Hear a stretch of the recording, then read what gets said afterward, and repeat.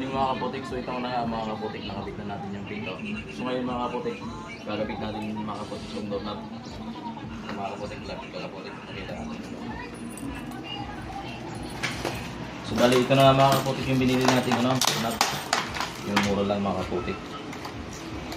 So pagkabit nito mga kaputik, kukunan muna natin ang suot ito mga kaputik. So galing dito mga kaputik, sukat tayo mga kaputik ng ano, lapit mga kaputik. Sukat lang tayo ng ano, 1 meter yung standard niya. So dito lang tayo kukuha mga kaputik sa ano, 95. Tapos mga kaputik, i-iskulaan na natin para sure mga kaputik. Punta rin mga kaputik. Ayan mga kaputik.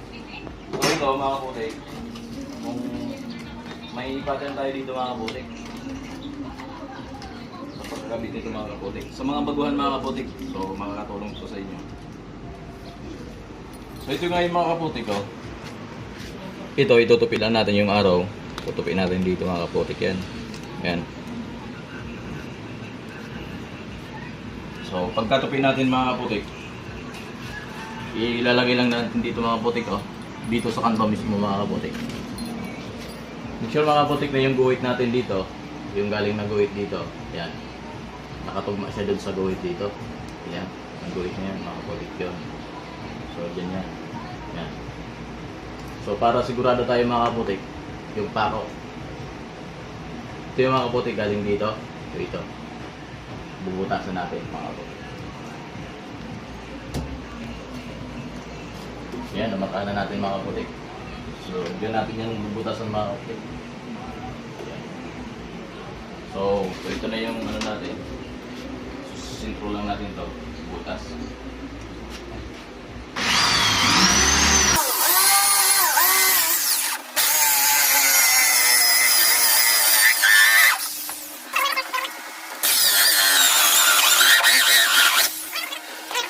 So, pangalawa.